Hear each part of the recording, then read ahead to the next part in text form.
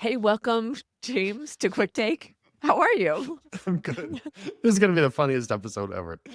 Because we literally were talking for 20 minutes about something and we're like, well, geez, let's just hit record again. Yeah, we were like, what should we talk about today? And I was thinking, reminded me of a story of having influence within an organization. And then all of a And so sudden we're that's where down it a rabbit started. hole. And then we're So like, stop. We stop. need to talk. All We need right. to just talk and chat about this as we are just normal people. People like we are, which Yeah, marginally there has been debate about that in certain circles, the yes, normal that's people part. fair. That's fair. And so the point here is influence goes beyond just your impact in the moment. Oh, And sure. when you have to influence beyond your area of authority, it's really important to consider the relationship. And so the example that I was telling you that we both lived through, which was funny to reminisce around it, was that we sold B2B to the industry, but we also sold to headquarters.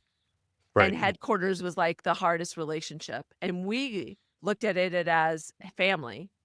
And that's And always the case. Isn't that always the yes. case, right? Mhm. Internal customers or family customers are always the hardest. The Yeah. messaging is totally different. And you feel like you should have no, it's just, we pay ourselves. Why would we even have this Yes. conversation? It's obvious. You're Use right. us as a vendor. Totally. And it's never simple. It isn't simple because they looked at us as a vendor. Right, right, And they're right. A like, true vendor, an "Prove it external to vendor. us. Right. Prove it to us.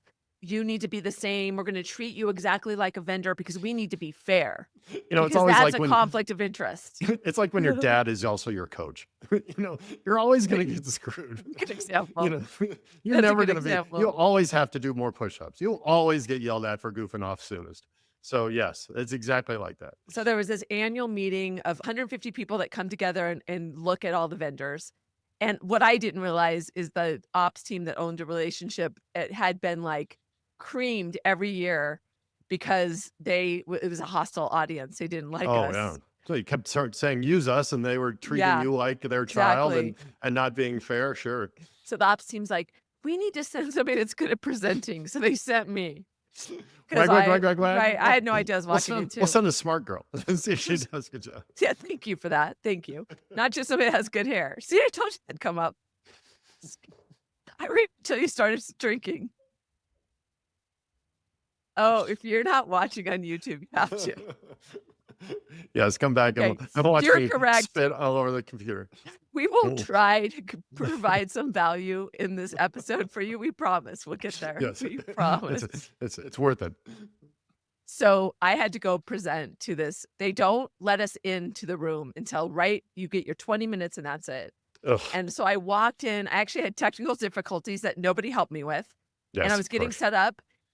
Like, more than So 150 people in the room, but I wouldn't have known it because there was no talking. It was oh my quiet. They were gosh, just looking how at me horrible. as I was Yes. working through the technical difficulties. And so I'm sweating. Like all of a sudden, I'm like, oh my gosh, I didn't realize like this whole reality of this is How not going to this was be gonna go easy. down. This is Right, not going to right, be right. easy. So I start to present. I could hear my voice even being like nervous. So I'm like, oh my gosh. Hi. And I go from the title slide to the next slide, and there's like 50 special effects, the transitions that you're not supposed to use in PowerPoint. And I was like, where did these come from? And what made The it worse was fireworks and yes, the gingham exactly. and whatever those Like stupid things of are. everything. And everything was animated. So there was a 3-sentence disclaimer at the bottom, and every letter came in separately. And so I was like, what is going on? And I didn't have time to change it. It's like, Right, you're mid-presentation, the so clock I'm is just ticking. like hoping that it wouldn't happen, slide 2. So I go to the second slide, same thing, but different effects. Ugh. And there's some of those effects are so bad. They're unusable. It's almost I Exactly. can imagine the PowerPoint developers, dropping acid going, "What if it looked like Exactly. this?" As if somebody's gonna use all Yeah, these. exactly. So by the time I got to the 3rd, it finally dawned on me that my elementary school children were learning PowerPoint, and they had put all these transitions in because they'd learned that. I didn't realize, and I hadn't practiced in presentation mode. Right. Oh, of So I had course, no yeah. Nobody goes idea. into presentation mode, of course. No. So I stopped the presentation finally after, like, slide 5, and I go, "Listen, I know what's going on. I just figured it out," and I told the audience. and it broke the ice. Oh, man. It was And that vulnerability, it was, like, being able to show myself, and what and then started happening is they were, like they went from being mad at me for being, like, this five-year-old right, this that thought this was child good that to brought have these into transitions, right? Because they right. assumed that I thought this was good, This, oh, it's gonna wow them. Right, to right, having right. sympathy for me. Oh, that's fantastic. So, then every time they would wait till I stopped talking so that everybody could see what happened to the next slide, and then we'd all laugh hysterically because it was they were effects none of us had ever seen before, That's fantastic. Fantastic. and it changed our whole relationship. Like, we Wow, wow. started shifting into treating them like a client. But I think the key takeaway there is, look, you can oftentimes get stuck in a rut related to influencing based on your role, based on Yeah.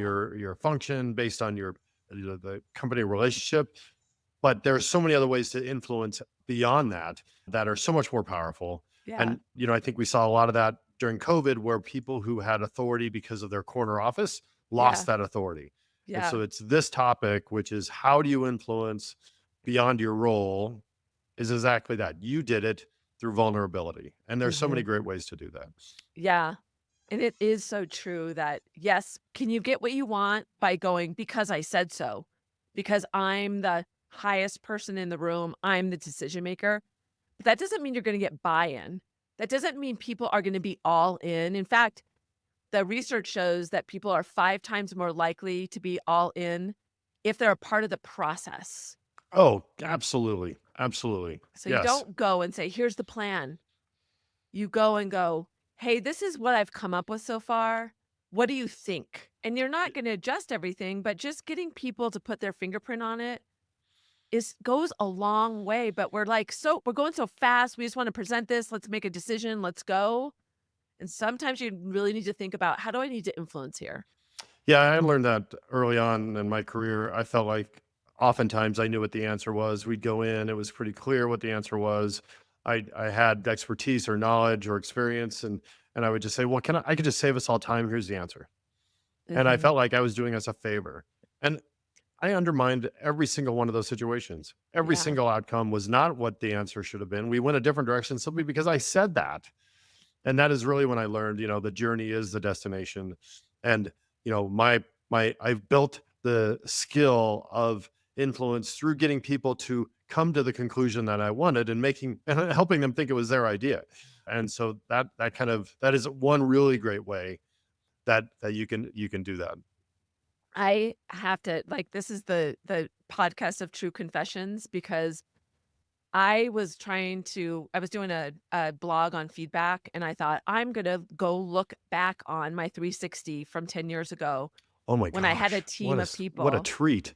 That was Yeah. like and I what I expected, there was one person that worked for me that didn't like me, that was really hostile, and I'm like, "I'm gonna learn from that feedback." But what I didn't realize is all the positive feedback was wrapped around there was a different message that I didn't see in the moment, and that Oh, was, interesting. she takes our feedback, but she still does what she wants to. And I didn't see Wow. that in the moment, and Yeah. to your point about be careful that you may think that you're being supportive, but it might feel like you're alienating even if you get the feedback. You're not influencing in a positive way because you're Right. still defaulting to what you wanna do. Right. Yeah, I think it's about being able to both listen and be heard. It's about being sure about the engagement. You do know, even my example, which I felt like I was taking people along. We know we've been in rooms where the leader of whether it's the executive or the person who's in charge of the situation, they already have the answer Yeah, and they're not going to care what we do. And yeah, it's just going to happen the way it's going to happen. And you can realize early on that it's just going to, this isn't going to work out. And I've been in meetings where can we just tell us what the answer is? Because yeah, everything we say, you tell us we're wrong. So yeah, clearly you're trying to get us somewhere, but you're doing it poorly. I like to go in and say, I feel like I know the answer, but I want you to prove me wrong. yep, And I like that. And I like at the end going, yeah, I thought we'd go left. And I think now we should go right. But it's important. Another really important way of doing that, a corollary to that is you want to be somebody within the organization who is a good sounding board. so often if you are somebody that everybody goes to for an answer, you will not get the authority or the influence if you are just a good listener. And when people start to come to you and just say, "Hey, I just want your 2 cents on this. Hey, what do you think about this?" That's influence along beyond Yeah. your role and your title. And I think realizing that that is a very powerful Yeah. and position to put yourself in is, people from all over the organization will find time to or want to check in with you because of your perspective. And Yeah. that's how you kind of have a situation where you can have more influence than just really your title. When I meet with teams, I talk about what is the evidence of your influence? Oh, So interesting. are people coming and they confide in you? What questions do they ask you? Are they asking you the right questions that's appropriate to your role? And pay attention to that. And I have to pull back. I remember one time our leader found out that we weren't being fully transparent in a leadership meeting, and I'll never forget, he walked in so angry, yelling, like, yelling at us, slammed his hands on the table and said, "If you aren't" this is a quote, direct quote, "If you are not open and honest, you will be punished." And Well, so oh, okay. that's an extreme example, but there are times that we make people feel that way You may not because slap of your the hands on the ways. table, Yes. but yeah, you do have maybe more passive aggressive behaviors that create that situation. That's really So interesting. to bring it back to the evidence, it's not just when we think about influence, we often think about who do I need to influence beyond? That's important. And what is the evidence of that? But what is the evidence as an executive leader? You have influence with your directs within your sphere of influence. Will they follow you because they respect you? Or are they doing it because of who you are, your title? That's some real honesty that you have to reflect on. I love that. I think that's my big takeaway from this conversation is, have the tenacity Mm. to examine the evidence that exists to show that you are doing this correctly, that you do have influence over your people, positive influence. And so often, I know we've talked about this before where people will say, well, they always do what I say. All right, that is a piece of evidence. And if you, excuse me, find that that's the only evidence you have, then maybe it's not as strong as you think it is. Yeah. And really looking at that and saying, look, I'm going to write down. I need to find 5 pieces of evidence to show that I'm doing a good job Mhm. here. And if you can't, then you probably need to have a good look in the mirror and reconsider your approach. And how you're gonna build it, yeah. Yeah, This is a really important conversation and fun. This was fun and for yeah, us. Was it fun it. for you? I hope so. Thanks, James.